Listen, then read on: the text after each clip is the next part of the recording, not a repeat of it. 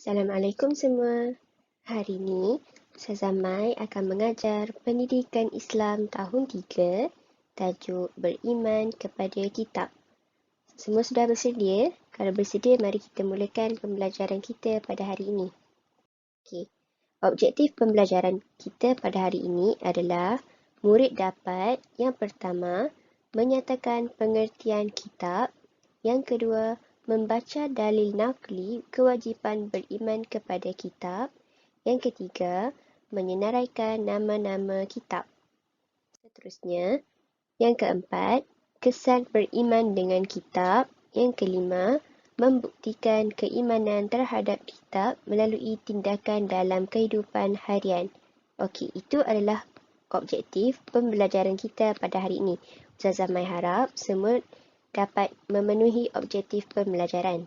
Okey, apakah maksud kitab Allah? Kitab Allah bermaksud kalam Allah yang diwahyukan kepada para nabi dan rasulnya. Apakah hukum beriman kepada kitab? Kita sebagai orang Islam wajib beriman kepada kitab.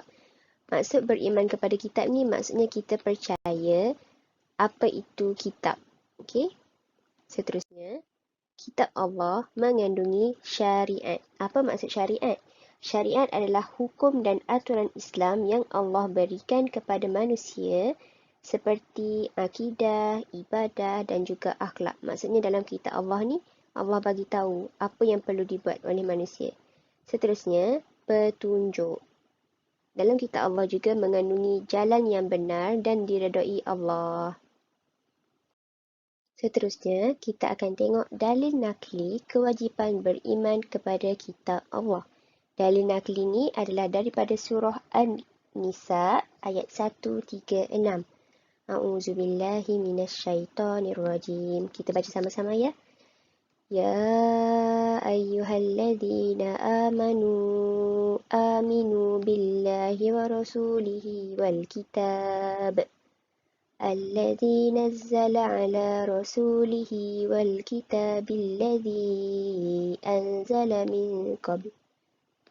Maksudnya, wahai orang yang beriman, tetaplah beriman kepada Allah dan Rasulnya dan kepada kitab yang Allah turunkan kepada Rasulnya serta kitab yang diturunkan sebelumnya. Seterusnya, nama kitab wajib yang kita perlu ketahui. Okey. Yang pertama adalah kitab Zabur. Kitab Zabur ni Allah turunkan kepada Nabi Daud. Yang kedua, kitab Taurat. Kitab Taurat ni Allah turunkan kepada Nabi Musa. Yang ketiga, kitab Injil. Kitab Injil ni Allah turunkan kepada Nabi Isa. Okey, pada zaman kita, zaman umat Islam pada masa sekarang, Allah turunkan Al-Quran kepada Nabi Muhammad. Okey, maksudnya ada 4 kitab yang Allah turunkan kepada Nabi-Nabi. Okey, saya harap kamu dapat hafal nama kitab dan juga nama Nabi yang menerima kitab. Okey, seterusnya, kesan beriman kepada kitab. Okey, maksudnya apabila kita beriman kepada kitab, kita percaya kitab tu daripada Allah, apa akan jadi pada kita? Yang pertama, iman akan bertambah. Yang kedua, kita akan mendapat syafaat Al-Quran. Apa maksud syafaat? Syafaat ni adalah pertolongan daripada Al-Quran. Okey. Yang ketiga, hidup tenang dan teratur. Seterusnya, masyarakat sejahtera, kita akan dikasihi oleh Allah dan kita akan mendapat hidayah daripada Allah. Okey, maksudnya banyak sangat kesan jika kita beriman kepada kitab. Okey, seterusnya Ustazah nak kita semua berikrar, iaitu berjanji untuk beriman kepada kitab Allah. Okey, jom baca sama-sama, ikut Ustazah ya. Saya beriman kepada kitab Allah dan membuktikan keimanan saya melalui... Okey, mari kita tengok apa yang kamu akan buat bila kamu dah beriman kepada kitab Allah.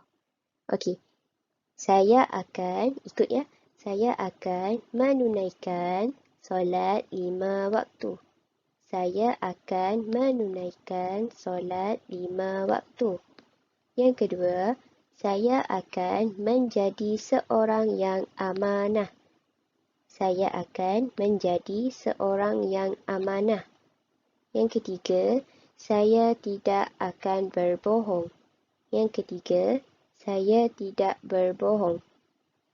Okey, yang keempat, saya akan menutup aurat dengan sempurna. Saya akan menutup aurat dengan sempurna. Yang keenam, saya akan pelihara kesucian Al-Quran. Saya akan pelihara kesucian Al-Quran. Yang ketujuh, saya akan menghormati kedua ibu bapa. Saya akan menghormati kedua ibu bapa.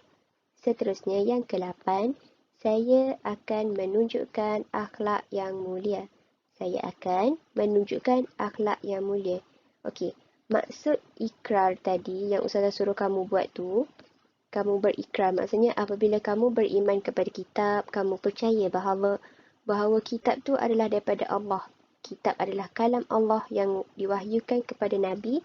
Jadi bila kita percaya kepada kitab, maka kita akan buat perkara-perkara kebaikan seperti yang Ustazah nyatakan tadi suruh kamu berikrar.